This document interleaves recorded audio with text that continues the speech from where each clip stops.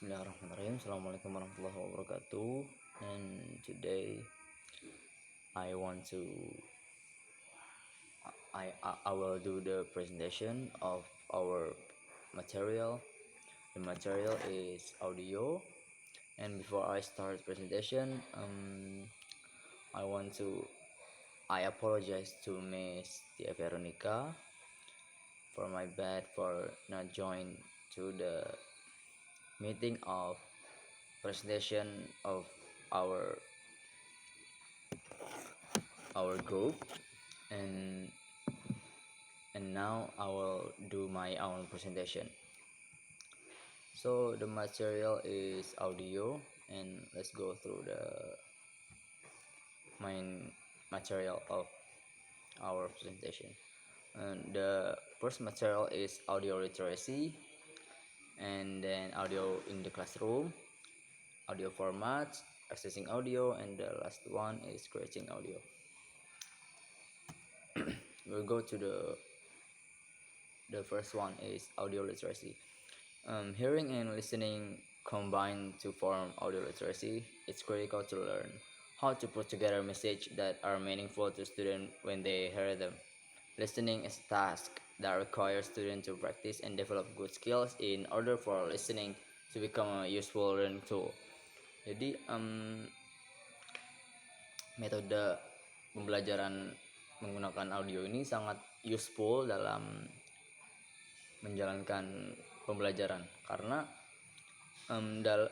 dengan menggunakan metode audio, para pengajar dan para siswa dapat praktis atau dapat mendevelop atau improving their skill, especially listening and pronunciation. Developing listening skills, you can use several techniques to improve student listening abilities.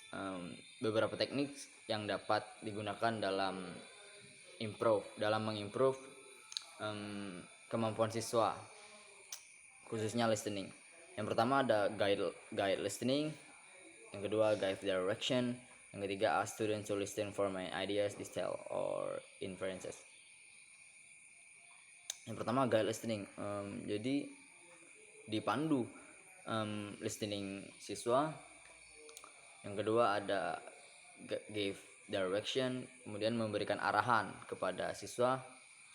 Yang terakhir adalah ask student to listen for my ideas, details, on inferences.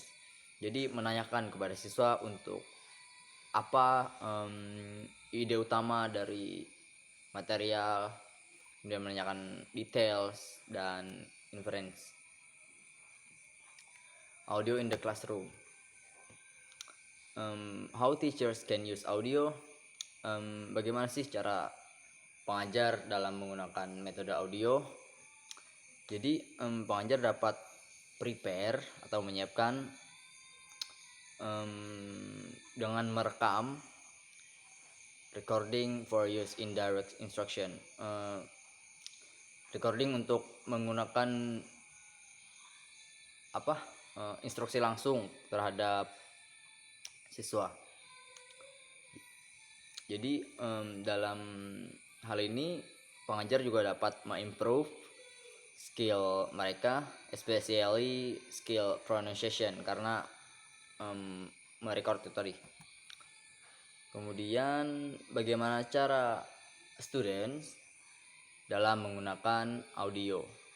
Jadi audio ini sangat berdampak besar dalam perkembangan atau improve student, karena dalam mendengarkan audio ini sangat diperlukan pemahaman listening yang baik. Jadi secara tidak langsung dengan mendengarkan recording atau audio dari para student itu akan meningkatkan atau improving lagi skill English student, especially listening. Kemudian ada audio format. There are preserved on digital storage (MCD), a computer hard drive, a flash drive, or handheld digital recorder. Jadi kemudian digital files itu tipenya biasanya MP3 atau WAV. Untuk WAV itu cenderung lebih baik kualitasnya dibanding MP3. Juga file size-nya lebih besar daripada MP3. Kemudian accessing audio. Bagaimana sih cara mengakses audio? Hal ini tidak banyak saya jelaskan karena we do these things in our daily life, right? Kayak streaming audio, listening podcasting, internet radio. Kita juga menggunakan audio recorder untuk merekam sesuatu hal yang penting dalam kehidupan kita sehari-hari.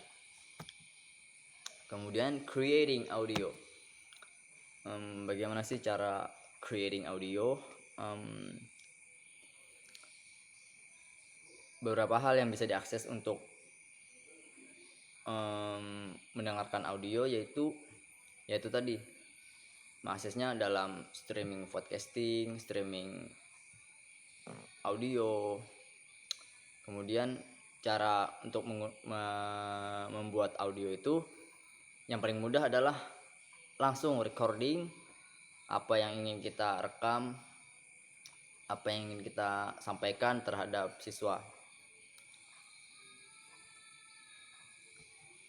Kemudian yang terakhir, conclusion.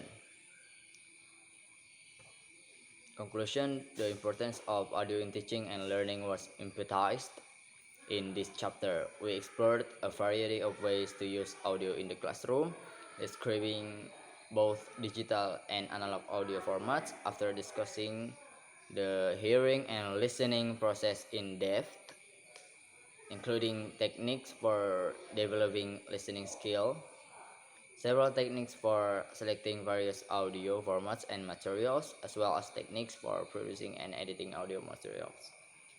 We are discussed throughout the chapters. We discussed the benefits and drawbacks of audio media, as well as guidelines for incorporating audio into the classroom.